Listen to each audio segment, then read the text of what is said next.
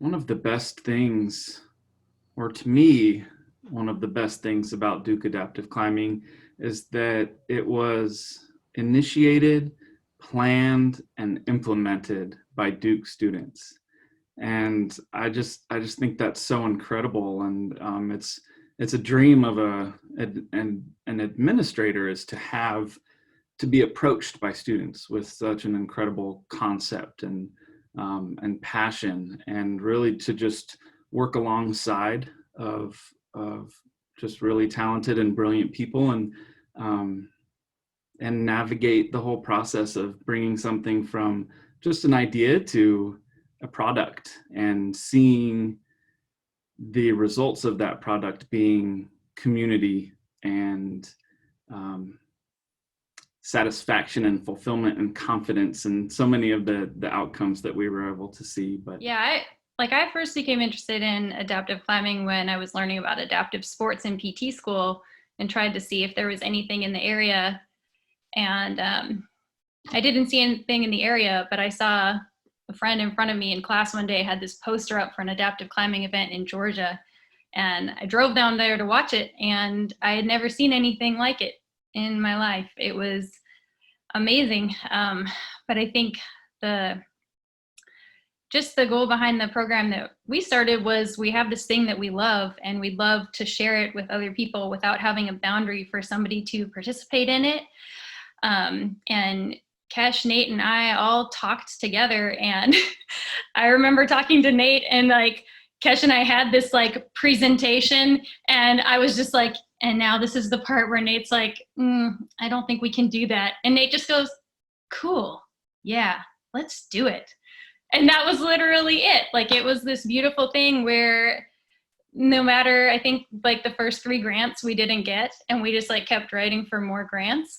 But I feel like our whole team was just like, oh no, like between Kesh, Nate, and I, everyone was like, we're gonna just make this happen.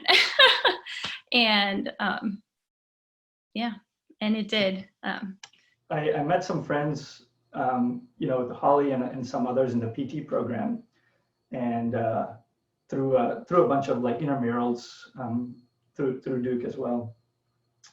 And I went to a adaptive soccer volunteer event, and that kind of blew my mind, just to see that world, just how different people adapted in different ways, and some were really competitive, some were there to just have fun and enjoy, and the camaraderie. And that was a whole new world for me. And at that point, I'd kind of already started climbing. And as Holly mentioned, it was kind of a really neat thing to be like, hey, there's actually something like this for climbing as well. And it was, something that I hadn't put together myself, but by getting involved with people at Duke, having friends in the community, and just taking a chance to like go volunteer at some of these events to see what it was like, kind of opened my eyes to the possibility of adaptive climbing. How long did that process take, like from when your idea first started to it actually becoming a reality? I think it was in the spring that we talked to Nate and started grant writing, and the first event was in October. But I think we had received the Christopher Reeve grant like right before it. I remember I was at my clinical in Baltimore about to go into an elevator when I got the phone call from Nate that we got the grant. Like, I literally will always remember it. Like, I was so excited. And like, I got time off from my clinical to like drive through the night and come back early for like this event before going to my other clinical in Nebraska. Like, it was just very memorable that it all happened. But I think it was about 6 months, and we had the one big event. But I think what stands out to me is that once we started spreading the word, like, so many people were excited, even though this was brand new. I think we had maybe 40 people register, so much that we created like a morning event and an afternoon event for our first kickoff event. And it was just incredible, the response we had from the community. And a lot of those climbers that were at the first event are still climbing with us now. which is really, really awesome. That's like 7 years of being part of the community. So yeah, and Nate, you might have different things to add about Nate was doing all of the nuts and bolts of like running the climbing wall during this, so that would have been very different. Yeah, well, that's another part of it is I had a resource, just this climbing wall. And it was all about, well, how do we modify this climbing wall to open ourselves up to so many more people? And so when we talked about equipment, it was a lot of research into what we needed. And lucky for us, Catalyst Sports was doing this work and kind of leading this. And they were only right down the road in Atlanta. So for our first event, we were able to get them to come up and really guide us. And while we were the hosts of this training, we were really being trained at the same time. So it was a really neat educational experience, but also invitation to participate. We brought a paraclimber up that led so much of the training and discussion, and Ronnie Dixon. A lot of our community got to see a very successful athlete and rock climber that they identified with. And I think that's such a big deal for us is, it means a lot to see it, I think. It just emphasizes how there's a gap that needs to be filled with adaptive sports. And it is sometimes like super duper hard to find adaptive programs in different states and how much people want to participate in sports as well. So that's really cool. Also, I was wondering, how have you observed climbing providing physical, mental, and therapeutic benefits to the participants as you've seen throughout your years working with DAC? From a layperson's point of view,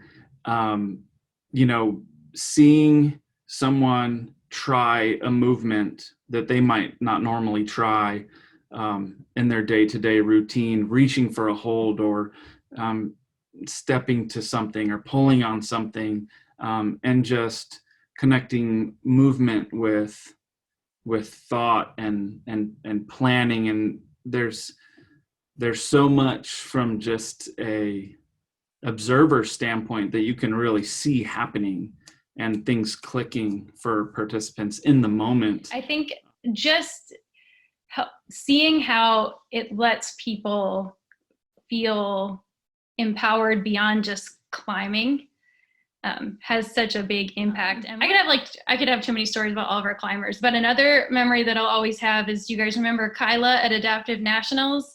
And she was finishing her last route, and she was the last climber on the wall of the entire competition. And she was like not giving up in a million years. And when she finished that route, like the house came down, and like the look on her face, like the fact that like she did that, and like no program did that for her. She did that. That's something that she can take with her, that she was able to push herself to a limit and know something that she was capable of just goes far beyond climbing. I feel like I'm rambling now, but that's what I love about it. And as a PT, I love how it's so functional, but it brings in a totally different, I wish I could just take all my kids to the climbing wall for PT, but they don't let me do that, so bummer. I